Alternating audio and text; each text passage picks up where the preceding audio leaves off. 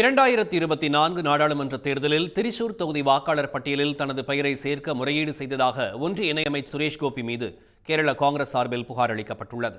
கர்நாடக பீகார் வாக்காளர் பட்டியல் முறைகேடுகளை தொடர்ந்து கேரள மாநிலம் திருச்சூர் நாடாளுமன்ற தொகுதியிலும் வாக்காளர் பட்டியல் முறைகேடு நடந்துள்ளதாக காங்கிரஸ் இடதுசாரி கட்சியினர் புகார் எழுப்பியுள்ளனர். 2024 நடைபெற்ற நாடாளுமன்ற தேர்தலில் கேரள மாநிலத்தில் திருச்சூர் தொகுதியில் மட்டும் பாஜக வேட்பாளரும் பிரபல நடிகருமான சுரேஷ் கோபி வெற்றி பெற்றிருந்தார். திருவனந்தபுரத்தில் வசிக்கும் சுரேஷ் கோபி மக்களவைத் தேர்தலுக்கு முன் தனது பெயரை முறைகேடு செய்து திருச்சூர் வாக்காளர் பட்டியலில் சேர்த்ததாகவும் கேரள மாநில காங்கிரஸ் நிர்வாகி TN பிரதாபன் திருச்சூர் காவல் ஆணையரிடம் புகார் அளித்துள்ளார்.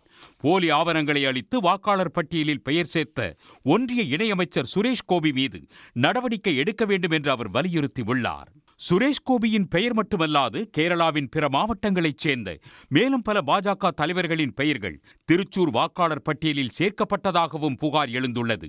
செலக்காரா தொகுதியைச் சேர்ந்த பாஜக நிர்வாகி KR ஷாஜி மற்றும் அவரின் குடும்பத்தினர் பெயர்கள் 2024 நாடாளுமன்ற தேர்தலுக்கு முன் திருச்சூர் நாடாளுமன்ற தொகுதியின் வாக்காளர் பட்டியலில் சேர்க்கப்பட்டதாக கம்யூனிஸ்ட் மூத்த தலைவர் KS சுனில்குமார் குற்றம் சாட்டியுள்ளார். திருச்சூரில் அடுக்குமாடி குடியிருப்பில் தான் மட்டுமே வசிக்கும் நிலையில் யார் என்றே தெரியாத 9 பேரை தனது வீட்டு முகவரியில் வாக்காளர்களாக சேர்த்துவிட்டதாக பிரசன்னா என்ற பெண்ணும் குற்றம் சாட்டியுள்ளார். திருச்சூரில் வாக்காளர் பட்டியலில் முறைகேடு செய்தே பாஜக வெற்றி பெற்றதா என்று கேரள மாநில முன்னாள் நிதியமைச்சர் தாமஸ் ஐசக் கேள்வி எழுப்பியுள்ளார். 2019 ஆண்டு 2024 ஆண்டுக்குள் பிற நாடாளுமன்ற தொகுதிகளில் சராசரியாக 80,000 வாக்காளர்கள் அதிகரித்துள்ளதை சுட்டிக்காட்டியுள்ள அவர் திருச்சூர் தொகுதியில் மட்டும் 1,50,000 வாக்காளர் அதிகரித்தது எப்படி என்று வினவியுள்ளார். உடனுக்குடன் செய்திகளை தெரிந்து கொள்ள சன் நியூஸ் பெல் ஐகானை கிளிக் பண்ணுங்க.